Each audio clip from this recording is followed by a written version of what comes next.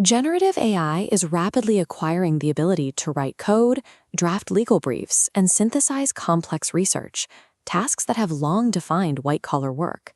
This capability threatens to displace millions of knowledge workers across the globe. In response, think tanks and governments are drafting aggressive frameworks to manage the fallout. They are proposing concepts like lifelong learning accounts, automation taxes to penalize premature job cuts, and targeted exploration of universal basic income. These policies sound like novel solutions for a uniquely digital era, but the core challenge they attempt to solve, managing a broad shift in how human beings generate value, is well over a century old. To understand how to navigate this incoming wave of automation, we need to examine the last time the nature of human labor transitioned from the workbench to the assembly line. The artificial intelligence boom is the cognitive equivalent of the American Industrial Revolution. The social and economic growing pains of the 19th century offer a direct diagnostic tool for the transition we face today. In the early 1800s, manufacturing depended on the master artisan. Producing a complex item like a firearm meant a highly trained craftsman carved, filed, and custom-fit every single component by hand so they locked together. No two completed mechanisms were exactly alike. This slow, bespoke process could not meet the demands of the U.S. War Department, which required thousands of reliable muskets. They pushed federal armories, like the one in Springfield, Massachusetts, to develop a new method, producing firearms with fully interchangeable parts. To achieve this, engineers developed new machine tools, particularly the milling machine. Instead of relying on a human hand to intuitively guide a file, these machines used structural jigs to guide mechanical cutters. The machine could stamp out a part with perfect accuracy, but it could not think, plan, or negotiate. Because every trigger or gear was an exact clone of the next, factories could suddenly decouple the manufacturing of a part from the final assembly of the product. This fractured the traditional role of the craftsman into dozens of distinct, repeatable steps that required no creative judgment. By relying on the precision of the machine rather than the expertise of the operator, factory owners were able to replace highly skilled artisans with a cheaper, semi-skilled labor force. This method of production, soon known as the American system of manufacturing, quickly spread far beyond military armories.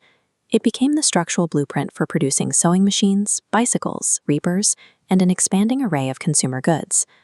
This dual-axis chart tracks the growth of both manufacturing establishment sizes and labor productivity, strictly between 1850 and 1880. You can see a sharp, continuous upward trend, as centralized machine power allowed factories to output goods at a scale previously thought impossible. But right here, at the inflection point where productivity spikes, lies a cycle of permanent economic displacement. As large factories monopolized production, local blacksmiths and artisan workshops went bankrupt, leaving a generation of skilled workers devalued. This model of semi-skilled, interchangeable labor reached its apex in the early 20th century, championed by industrialists like Henry Ford. Ford's assembly line perfected efficiency, but it commodified human motion. Workers stood shoulder to shoulder, performing the exact same isolated, repetitive mechanical tasks for hours on end, effectively serving as organic extensions of the machinery. The grueling conditions of these early production facilities sparked a coordinated backlash. Facing dangerous environments and stagnating pay, workers organized into labor unions, striking to force the implementation of basic guardrails like the 8-hour workday and wage minimums. The American system generated a surplus of consumer wealth and drove down costs, but that prosperity was only stabilized after decades of intense labor reform prevented the system from crushing the working class. Today, we are standing at a similar transition point.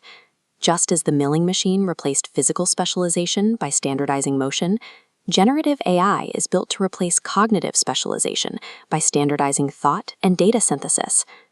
The modern policy proposals designed to manage this shift are direct descendants of those early labor movements, aimed at mitigating the types of displacement we saw during the Industrial Revolution.